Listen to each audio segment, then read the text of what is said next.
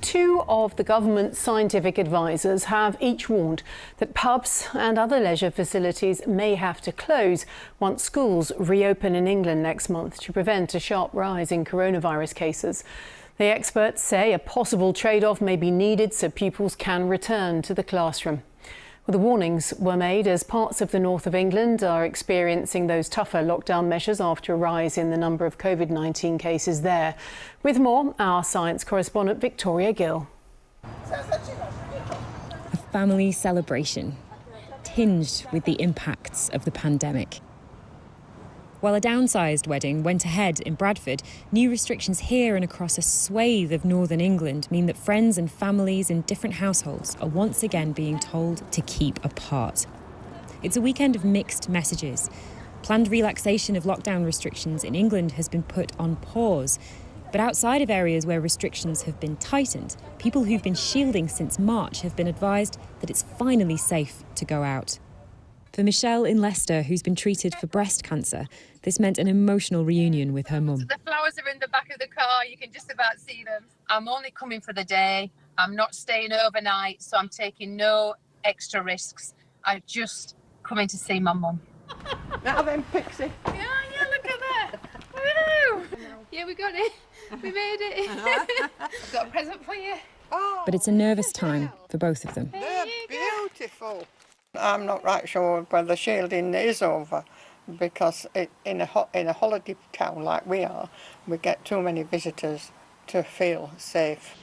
The recent rise in infection rates, linked to people in different households socialising together, showed how close some communities are to a surge in coronavirus cases. While new restrictions in some areas are intended to pull them back from that tipping point, two of the government's scientific advisers, speaking to the BBC in an independent capacity, said that to fulfil the ambition to reopen schools, pubs and restaurants may once again have to close. Closing some of the other networks, some of the other activities may well be required to enable us to open schools, so it might come down to a question about which do you trade off against each other, and then that's a matter of prioritising. Do we think that pubs are more important than schools? So what do you envisage will have to happen with restrictions later in the year? We'll probably start to see a second wave. We'll also see the usual seasonal influenza starting. I think some hard decisions will be made about what restrictions need to be reintroduced and whether that's potentially the pubs and the hospitality sector taking a hit in preference to education will be a political decision. Until there's a vaccine, even on the most special of occasions, this balancing act will have to continue, trying to keep life going while keeping the virus at bay. Victoria Gill, BBC News. Companies across the UK must now contribute to the job retention scheme, which was introduced, of course, at the start of the pandemic. Until now, some workers have received up to 80% of their pay from the government under the furlough plan. But some businesses who've seen their reopening plans postponed by the government say they won't be able to pay their workers. Vivian Nunes reports. Beauty salons open, but not as business owners had hoped. My team is just in shock. I don't even know what to tell them. Today, beauticians were due to start offering facial treatments, but yesterday the government changed its mind and put the brakes on lockdown measures easing. Now this salon has an appointment book full of cancellations. 80% of our business is to do with face. We're renowned for our facials and eyelash extensions. We can't do that. The future also looks uncertain for nightclubs.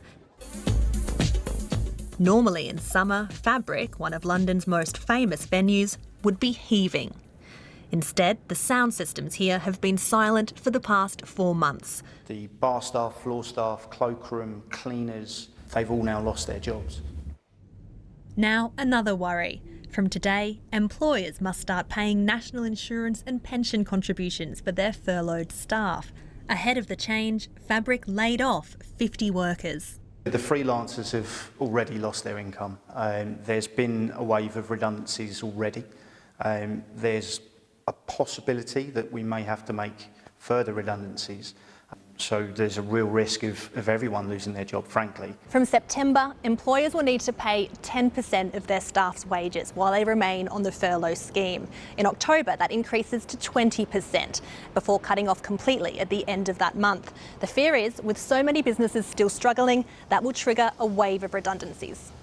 This crisis has so far delivered one of the biggest living standard shocks in modern British economic history to families up and down the country. It's as bad as the oil crisis so far in the 1970s. And that's why the government should think really carefully in the months ahead about whether or not it wants to wind down the job retention scheme in the same way across the whole economy. Arts workers protesting against job cuts are also calling for more help.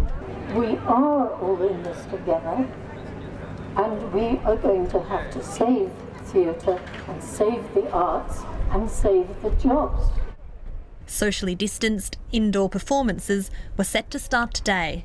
Casinos and bowling alleys were also due to open. All have been postponed.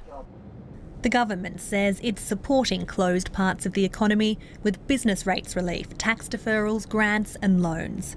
For some businesses, that may not be enough to keep the lights on. Vivienne Nunes, BBC News. Well, our nightly update on coronavirus data here in the UK then. 771 new confirmed cases of COVID-19 in the latest 24-hour period, bringing the 7-day rolling average to 753 daily cases. That's up almost a quarter in the past 2 weeks. 74 deaths were also recorded in that same 24-hour period, taking the total number of people who've died in the UK to 46,193. On average, in the past week, 65 deaths from coronavirus have been reported every day. So parts of Europe are also battling to contain a rise in the number of coronavirus cases, some social unrest too from groups resisting continued lockdown measures. Our correspondent Gavin Lee is in Mallorca for us with more. Gavin. Well, across Spain, the authorities are worried about the speed of the spread of the pathogen. There's been an average of 1,000 cases here this week. That's 10 times more than this time a month ago. And across Europe too, well, if you look at France, for example, double the number of cases compared to this time last month. Germany too.